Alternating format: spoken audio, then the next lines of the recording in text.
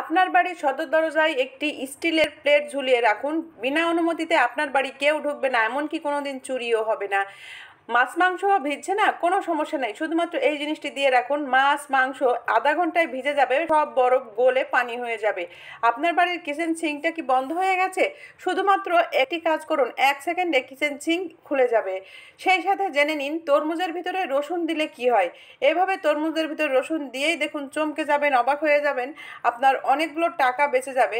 সেটা কিভাবে সম্ভব জানতে হলে পুরো ভিডিওটি দেখতে থাকুন। আজকে আমি এমন কিছু টিপস নিয়ে চলে এসেছি যে আপনাদের অনেক কাজে দিবে। বন্ধুরা, আমরা তরমুজ এনেই কেটে কিন্তু এভাবে ফ্রিজে রেখে দিই, কিন্তু তরমুজ এভাবে কেটে ফ্রিজে রেখে দিলে যেই জিনিসটা হয়, তরমুজ 1 থেকে 2 দিনের মধ্যেই কিন্তু তরমুজটা বেশি নরম হয়ে যায়। আর 2 থেকে 3 দিন হলেই কিন্তু তরমুজটা আর খাওয়া যায় না, লাস্টে দেখা যায় তরমুজটা আমাদের ফেলেই দিতে হয়। তো এই তরমুজের আপনি কিভাবে ফ্রেশ রাখবেন এবং ভালো রাখবেন সেটা দেখে নিন। এখানে নিয়েছি আমি রসুন। এই রসুন থেকে 2 কোয়া রসুন আমি আলাদা করে নিলাম এবং এই রসুনের কোয়াগুলো ভালো করে পরিষ্কার করে নেব, অর্থাৎ উপরের খোসাগুলো কিন্তু এভাবে সুন্দর করে ছাড়িয়ে নিতে হবে। তো দেখুন, আমি উপরের খোসাগুলো খুব সুন্দর করে ছাড়িয়ে নিয়েছি। আমি দুটো রসুনের কোয়ারই খোসা ফাইন করে ছাড়িয়ে নিয়েছি। নেওয়ার পরে কি করব, এই রসুনগুলো আমি এই তরমুজের সাথে এইভাবে গেঁথে দিব।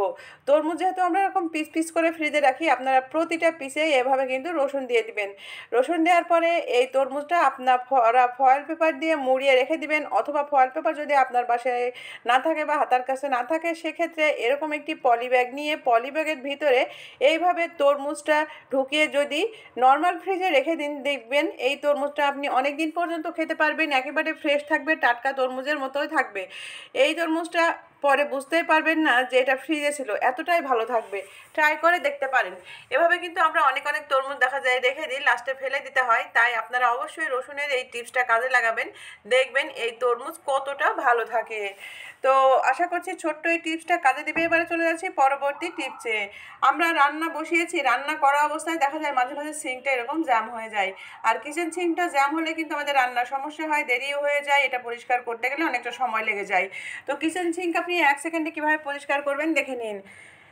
আমি এখানে দেখতে পাচ্ছেন অনেকটা পানি জমে গেছে। এবারে আমি এই পানিটা আরও একটু বেশি করে নিব। তার জন্য ট্যাপটা ছেড়ে দিয়ে আরও একটু পানি বেশি করে নেবেন, কেননা এই টিপসটার জন্য পানি একটু বেশি দরকার, অর্থাৎ সিঙ্কের অর্ধেক পানি হতে হবে।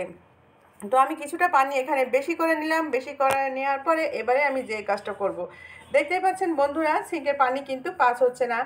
এখন এই মুহূর্তে দেখা যায় আমরা কি করি, বাইরে থেকে লোক ডেকে আনি, অথবা বেকিং সোডা, গরম পানি, এটা সেটা দিয়ে কিন্তু পরিষ্কার করার চেষ্টা করি, কিন্তু কিছুই করতে হবে না। শুধুমাত্র একটা কাজ করবেন, বাস হাতের তালু দিয়ে ঠিক ড্রেন লাইনের মুখে জোরে জোরে প্রেসার দিবেন। যখনই আপনি এইভাবে জোরে জোরে প্রেসার দিবেন, পানির প্রেসারে এবং হাওয়ায় এই ড্রেন লাইনের মুখটা কিন্তু একেবারে ক্লিন হয়ে যাবে। দেখুন কত সহজে কিন্তু পরিষ্কার হয়ে গেল। এইভাবে ক্লিন করলে হয় কি, ড্রেন লাইনের ভেতরে যে পাইপের ভেতরে ময়লা থাকে সব ক্লিন হয়ে যায়, এতে কিন্তু পরিষ্কারটা ভালো হয়। দেখুন কত সুন্দর পরিষ্কার হয়ে গেল। তো বন্ধুরা, আশা করছি এই ছোট্ট টিপসটি কাজে দিবে। দেখুন আমি পানি ছেড়ে আপনাদের দেখাচ্ছি, পানি কিন্তু এতটুকু দাঁড়াচ্ছে না, খুব সুন্দর কিন্তু এই সিঙ্কটা পরিষ্কার হয়ে গেছে। এবারে চলে যাচ্ছি পরবর্তী টিপসে। যেহেতু রমজান মাস চলছে, প্রতিদিনই কিন্তু আমাদের ছোলা ভেজাতে হয়। তো আগেকার দিনে দেখতাম নানি দাদিরা সেহরির সময় সেহরি খেতে উঠে কিন্তু ছোলা ভিজিয়ে রাখতো, নাহলে কিন্তু ছোলাটা ভিজতো না। তো মাঝে মাঝে দেখা যায় আমাদের ছোলা ভেজাতে মনে থাকে না। কখনো যদি দেখেন ছোলা ভেজাতে মনে নাই, আপনি এই ছোলা কিভাবে ভেজাবেন অল্প সময়ের ভিতরে দেখে নিন। আপনার হাতে যদি 1 ঘন্টা টাইম থাকে, তবুও কিন্তু আপনি ছোলা ভিজিয়ে ছোলার ঘুগনি তৈরি করে নিতে পারবেন।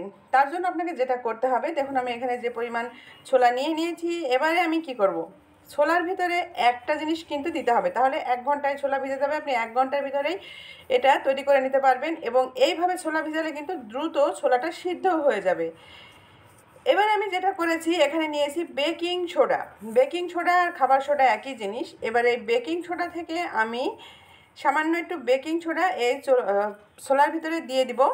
দেখুন আমি 1/2 চা চামচ পরিমাণ বেকিং সোডা দিয়ে দিয়েছি। এবার ভালো করে মিশিয়ে নিচ্ছি। মিশিয়ে নেওয়ার পরে এর ভেতরে আমি দিয়ে দিব ফুটন্ত গরম পানি। বেশ গরম, একেবারে টকবকে ফোটা গরম পানি তা নয়, আবার কিন্তু পানিটা একেবারে ঠান্ডা তা নয়, বেশ গরম পানি আমি এর ভেতরে ঢেলে দিব।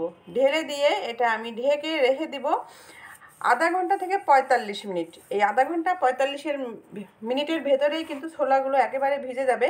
আর এই ছোলাটা আপনি প্রেসারে দেবেন, মাত্র ৫টা সিটি দেবেন, দেখবেন ছোলাটা সিদ্ধ হয়ে যাবে।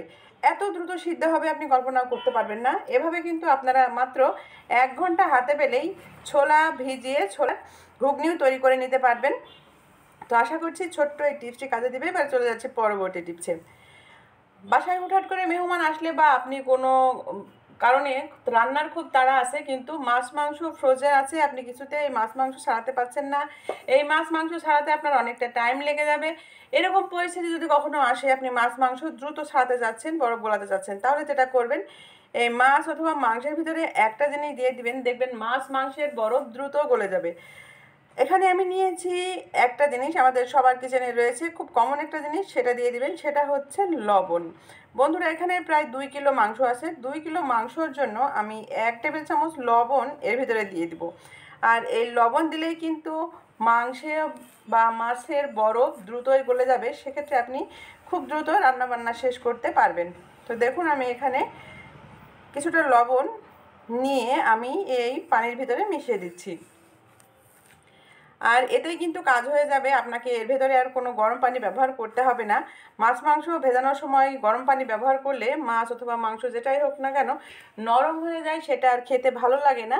তাই আপনারা অবশ্যই কখনো যদি তাড়া থাকে, এভাবে লবণ দিয়ে কিন্তু খুব সহজে মাছ মাংসের বরফ গলিয়ে নিতে পারবেন। তো আশা করছি এই টিপসটা আপনাদের কাজে দেবে। এবারে আমি চলে যাচ্ছি পরবর্তী টিপসে।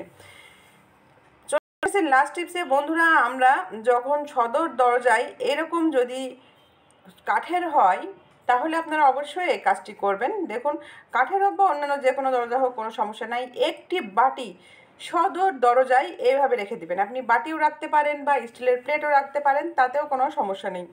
এবারে আমি যেটা করব, মনোযোগ দিয়ে দেখুন বন্ধুরা, এই যে সদর দরজায় যে চৌকাঠ থাকে, ঠিক চৌকাঠের এখানে আমি একটি স্ক্রু দিয়ে দিব। আপনারা পেরকপুতে দিতে পারেন বা একটা স্ক্রু দিতে পারেন। তো আমি একটি স্ক্রু নিয়েছি, আর স্ক্রুটা ঠিক চৌকাঠের এই মাঝামাঝি জায়গায় এটা আমি গেঁথে দিব। এমনভাবে গাঁথতে হবে যেন ঠিক চৌকাঠের এই পাশটায় থাকে। তো আমি অলরেডি আগে একটা গেঁথে রেখেছি, সেটা থেকেই দেখাচ্ছি। তো দেখুন, আমি এখানে এই স্ক্রুটা বড় সাইজের স্ক্রু আমি একটা গেঁথে দিয়েছি। এবারে যেটা করব, আমি নিয়েছি এখানে একটি স্টিলের বাটি, আপনারা চাইলে প্লেটও নিতে পারেন। এবারে এই বাটিটা ঠিক এখানে রেখে দিব। রাতে ঘুমানোর সময় এই কাজটি করবেন। অর্থাৎ বাসায় যদি কেউ নাও থাকে, আপনি একা আছেন, তখন কিন্তু বাসায় রিস্ক, বর্তমানে দেশের পরিস্থিতি ভালো না। তো এভাবে দিয়ে রাখলে দেখবেন বাইরে থেকে যেই দরজা নক করুক না করানো বা জোর করে দরজা খুলুক না কেন, চোর হোক বা যেই হোক না কেন, দেখবেন এই বাটিটা দরজাটা খুললেই পড়ে যাবে। তখন শব্দ হবে জোরে, তখনই আপনি বুঝতে পারবেন কেউ না কেউ এসেছে, আপনি কিন্তু তখনই সতর্ক হবেন।